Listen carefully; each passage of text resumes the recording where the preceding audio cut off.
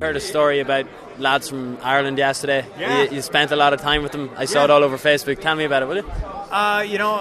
They were just on my flight, so I kind of bellied up to the flight display to see if I was at the right gate and what time my flight was, because we were delayed.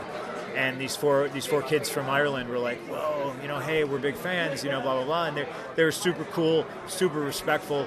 They'd been sitting in O'Hare Airport for like 6 hours. They'd been traveling for 21 hours total to get to Las Vegas. I think it was already 21 hours when they were in Chicago, so it was a full 24 hours of traveling to get here to see Conor McGregor.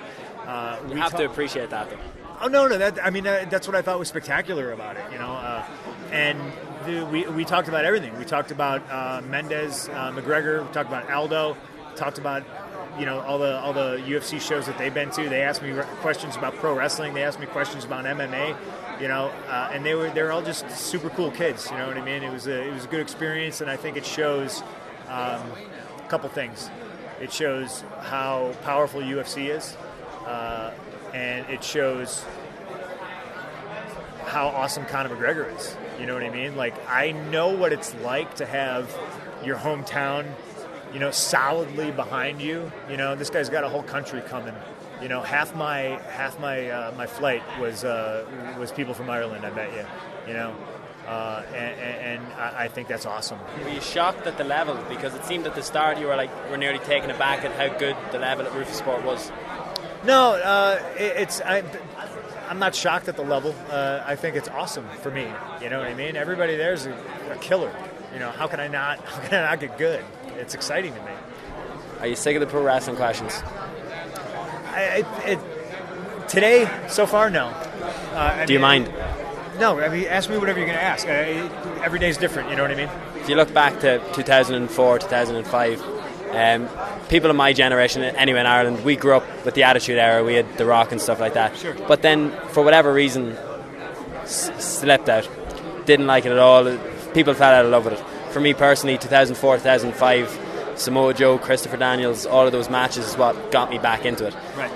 I'd be interested to know if you attribute those as some of the best matches of your career or turning points of your career, where people started to take notice of you as an athlete, as a wrestler. Yeah, and I think those years were pretty pivotal.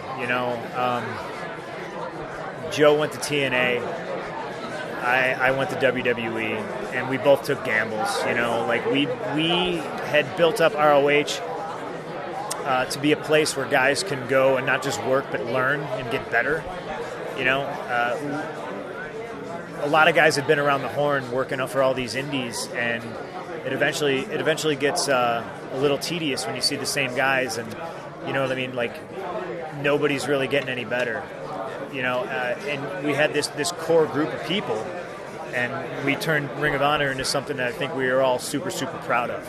And I think it's funny now when you look at the pro wrestling landscape, like all the guys that they're hiring, all the guys that they're putting on television. I can't honestly say, I don't know if that happens if like a guy like me and a guy like Joe don't take a chance. And everybody's talented in their own right. But everything that I was made fun of and vilified for by management is now what they're looking for in guys, and to me, that I wear that as a badge of honor. Do you think it's kind of funny though, because you're not the WWE model, you're not a heavyweight champion sort of build, you're not The Rock, you're not Stone Cold. Now all of the Ring of Honor, is that what you're trying to get at? All the expats, top of the building, WWE, the next big stars. Yeah, it's a big I fucking told you so, and you should have listened to me in 2005. Do you think they'll do it with Samoa Joe though? I hope so. They should. You know what I mean? 6 years ago. Yeah, I mean, he deserves it more than anybody, But yeah, it's very much. I sit back and I laugh. You know what I mean? Good for all these guys. I hope they all make millions of dollars. They can support their kids, and live how they want to live. But I'm not taking credit for their success. They would have made it eventually somewhere, somehow.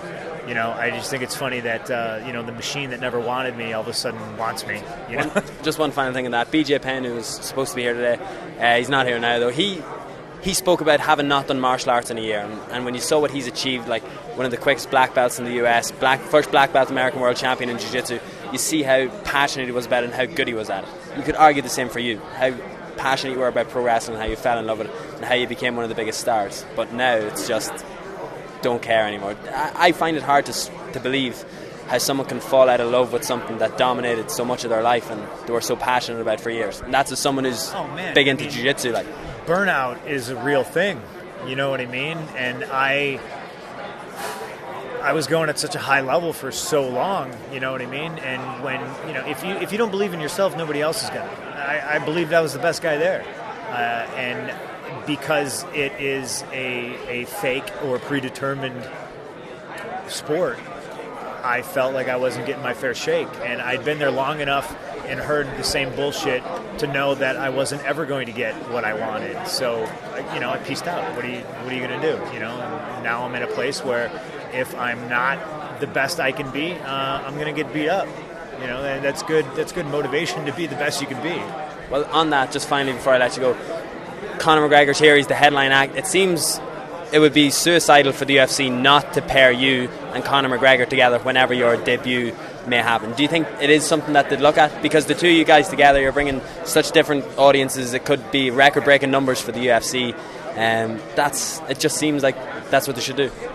You know what? I mean, if I had to pick a dream card, yeah, I'd love to be on a show with Conor. I'd love to be on a show with Ronda. You know what I mean? Like, you want to talk. Of course, you want to break numbers and set records and all that stuff. But I don't look too far into the future regarding that stuff. I just, you know, to me, it's like right now. Is it Thursday? Yeah, like I'm already thinking about Monday. I can't wait to be back in Milwaukee training. Thank you very much, Conor.